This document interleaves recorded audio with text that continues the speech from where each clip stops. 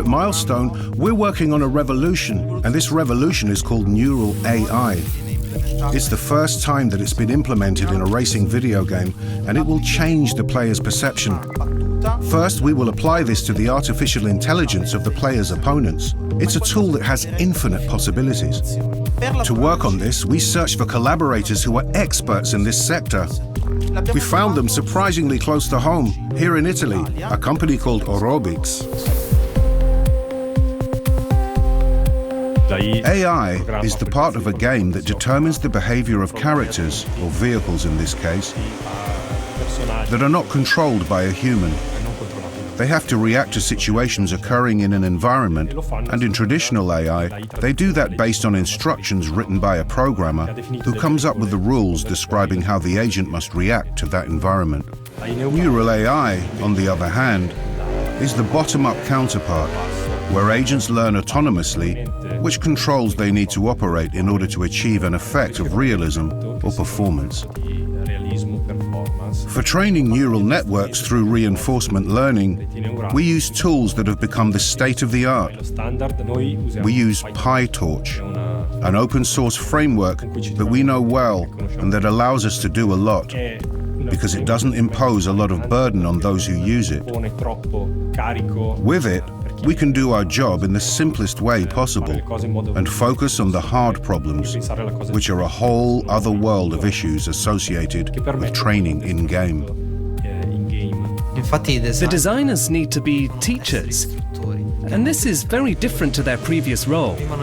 In the past, we just had to balance out variables. Now we have to learn how to teach, and this has completely changed our perspective on artificial intelligence. We had to begin structuring a whole new area of work. We tell the neural AI which objectives it needs to complete. We tell it which actions will give it a negative result and which actions a positive result. And then it's up to the AI to learn which way is best to obtain the objective. The result is a very realistic experience, similar to a human player. But this is an emerging result, as opposed to a top-down prescription.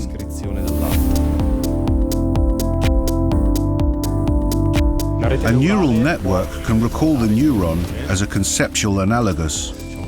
Mathematically, they're quite close. Biologically, they're not. A neural network model takes an input, it multiplies it by numbers, and those numbers are the results of training. They are estimated automatically. How do we determine those numbers? We provide an objective, and we try to determine the values so that the objective is achieved. It's the objective that we prescribe in the case of the game, and the objective is to go as fast as possible.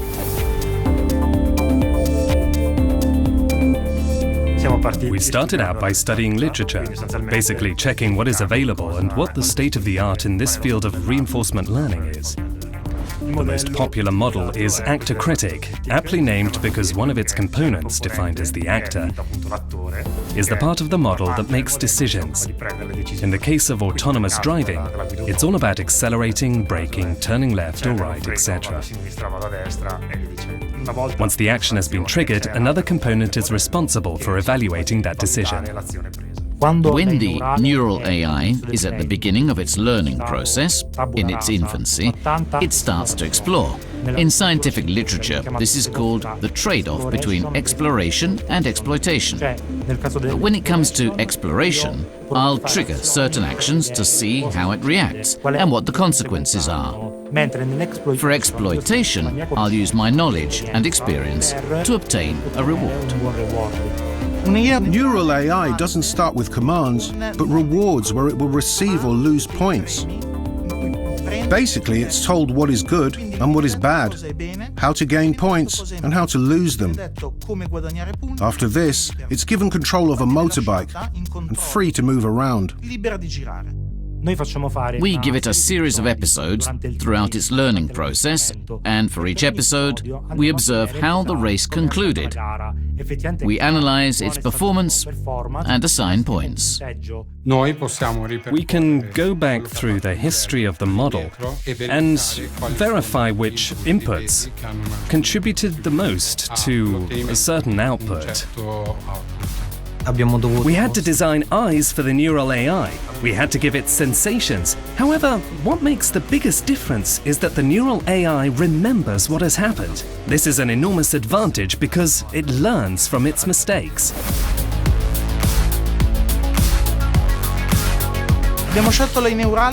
We chose neural AI because it has the potential of adaptability and complexity that is superior to the traditional model. It can internalize the driving systems, the maneuvers and techniques, which allows it to perform more naturally and imitate human behavior. This is what makes the difference.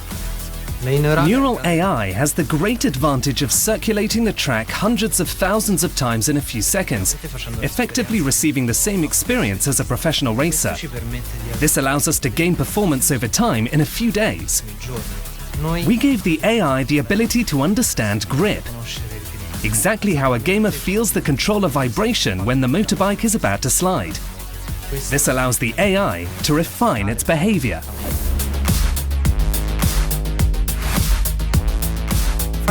Getting the neural AI to race in a group is definitely a difficult task because we have to try to be fast without overdoing it. We have to try to push to overtake those in front, but most importantly, we have to try and keep an eye over the whole situation to avoid having accidents, touching other opponents, or the players whose movements will be more unpredictable and varied, compared to the AI, who performs like a professional racer. We can give priorities to the neural AI. Through the scoring system, the priority is not to hit the player or the opponents. A secondary priority could be not to get out of sight, but this would mean, in order to avoid the player, it can go slightly off track. This is exactly what happens in real life to avoid accidents. The neural AI went through a lot of intensive training under different circumstances. We created various starting grids and race starts all over the track. Not just the classic start, but procedurally generated situations. This allows for different group situations, even non-realistic, where they might start halfway through a curve.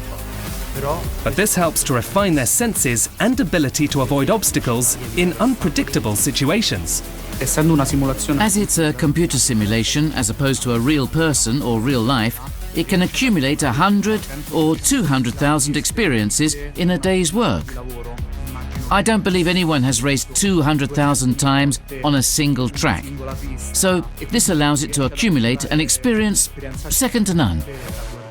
We're able to create special sessions that even professional racers don't have in such a structural way because we need to develop a family of racers.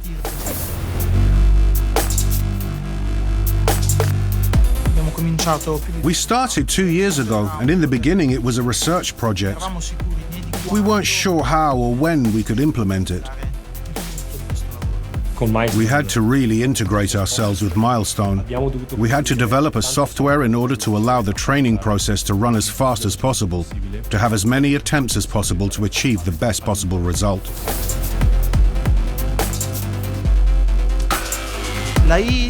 Neural AI allows us to obtain track times that are 3 or 4 seconds faster. This gives us a neural AI that can compete at the level of the most professional MotoGP gamers. Group performance can only be judged using a game controller and competing with them to see how they respond. Neural AI has the ability to do things that we didn't think were normal. Every once in a while we saw the bike drifting off the curve, so its behavior was sometimes almost too human, because it decided itself to generate a certain racing style. Just like in real MotoGP or in any other class, losing 0.3 of a second means placing yourself below 2 or 3 racers. The results are always improving because we still want to perfect some behavioral characteristics. We would like to reproduce some real-life situations, but it's all about refining. The majority of the behavior is finished, and it's very precise, aggressive, and very human.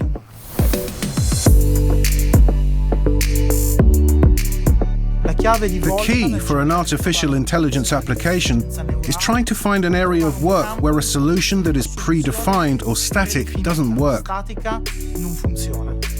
You need to try to make use of it in an area where it's necessary to be very flexible and very adaptive, where the solution isn't obvious. There are many possible applications, and we're investigating them.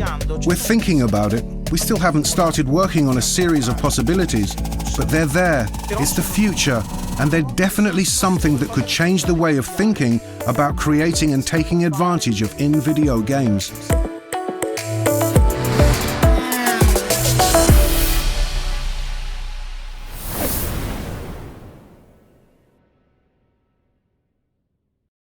PlayStation